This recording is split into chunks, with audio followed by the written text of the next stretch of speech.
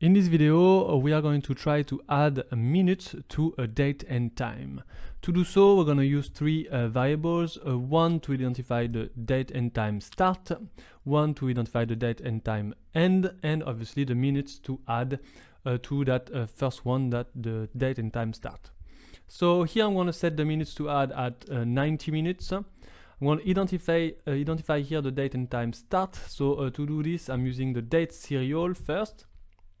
So here I'm identifying the 1st of January 2019 plus the TimeSerial here. So it's hours, minute and seconds. And so here it's just midnight. To add the minutes, I'm just going to say that date and time end is equal to DateAdd. That's the function that is the most important here. The first parameter here is going to be lowercase n. Then we're going to select the minutes to add, so the variable, and then the date and time start to which we need to add the minutes. And then we're going to display the new date and time with this 90 minutes added.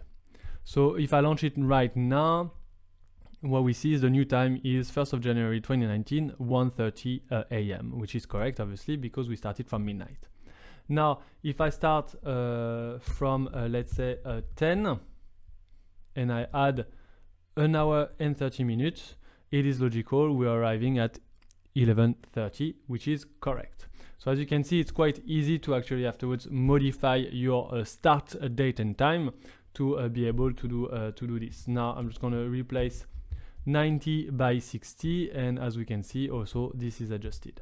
So this is how you do it. You use this function here, DateAdd, and the first parameter lowercase n in air quotes, and then the minutes to add, and then the date and time from which you start from.